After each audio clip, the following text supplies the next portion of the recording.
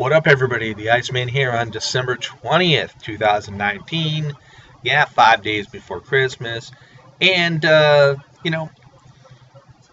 usual, everybody's focusing on NXT versus AEW. Who really created this? Was it both promotions or was it the media?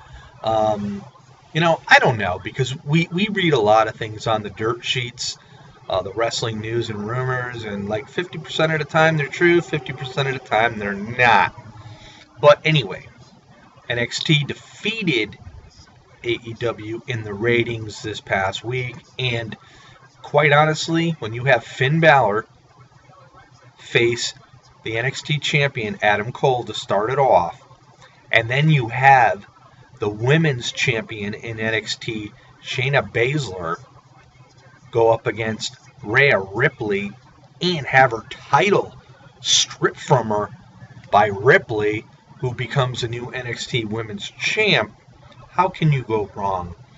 Now, AEW opened up with a pretty good match with Omega and Hangman Page against the Lucha Brothers. We all know that, the Lucha Brothers are, quite honestly, a very, very good tag team. And then you had the Jungle Boy versus Jericho to see if he could last 10 minutes with La Champion.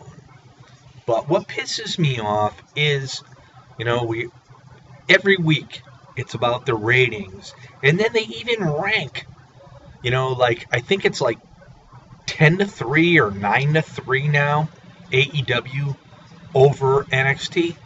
Who's doing this? Who's really doing this? I'll be honest with you, obviously you can't watch both shows at the same time, so I'll watch one, and then the next day I'll watch the other. And I'm happy watching both shows, and at the time, I'm thinking to myself, I'm not comparing which show was actually better, because I like wrestling, and I've said this for a million friggin' years. Yeah, I'm almost that old, and I just like watching wrestling. I'll watch what I can when I can.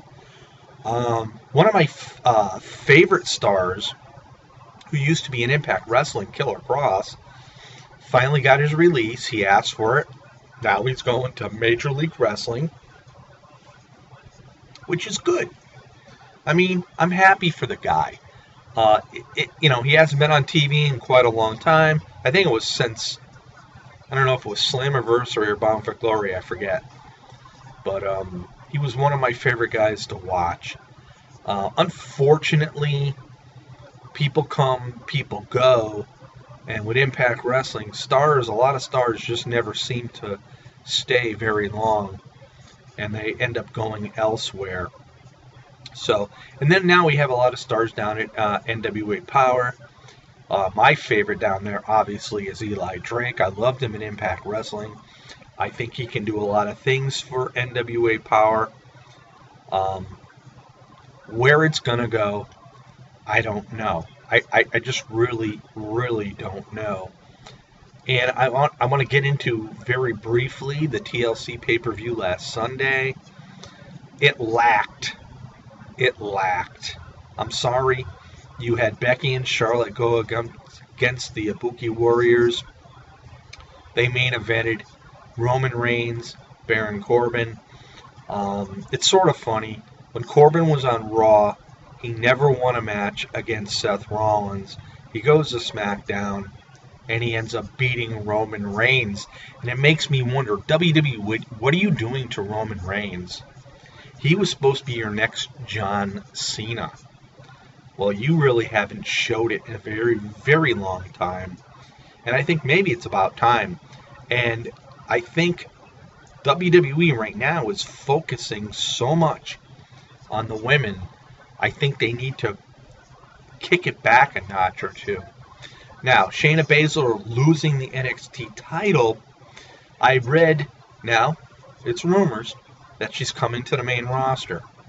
So, with the rumors of possibly Ronda Rousey coming back, we'll see how this sort of develops. But I would love to see a Becky and Shayna Baszler match at WrestleMania for the women's title. And obviously, it's time for Becky to, actually pass that torch. Unless she faces Baszler at Rumble, loses the belt there, and Baszler, who knows, faces Ronda Rousey, who will win the Women's Royal Rumble match. And they'll face each other at Mania. So there's a couple scenarios there I would like to see, but I don't know. Wrestling has a way of just like changing up every day. And we obviously read that Vince and Triple H weren't at TLC. Come on. Do any of us really believe they had no control over that? Or maybe because they had lack of stars, you had Daniel Bryan make an appearance. There was no Seth Rollins. There was no Kevin Owens. I mean, the list goes on. So, I mean, maybe that's their way of saying, well, this is why the show wasn't as good as it could have been, but it was your last pay-per-view of the decade, and I think you should have done something to make it memorable, even though you have the Rumble coming up the following month. So, anyhow, again, what pisses me off is I'm tired of hearing about ratings. Yeah, we always, for many, many years, we've heard about Raw's ratings. We've heard about SmackDown ratings. And realistically, if you look at Raw's roster compared to the SmackDown roster, SmackDown's ratings are almost as good as Raw's. And SmackDown has totally 100% less talent on their roster.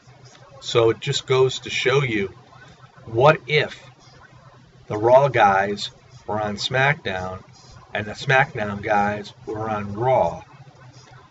How would the ratings change then? I think SmackDown would blow Raw out of the water. But again, it's the media that makes it all about the ratings. The Iceman doesn't care because he watches what he wants to watch no matter what. So on this Friday, December 20th, peace out. We'll see you all next time. This is the Iceman on the Iceman's Wrestling Extreme Facebook page and the Iceman's Return YouTube channel. And if you like the channel, go check it out. Basically, if you do like it, just subscribe. See you next time. Peace out.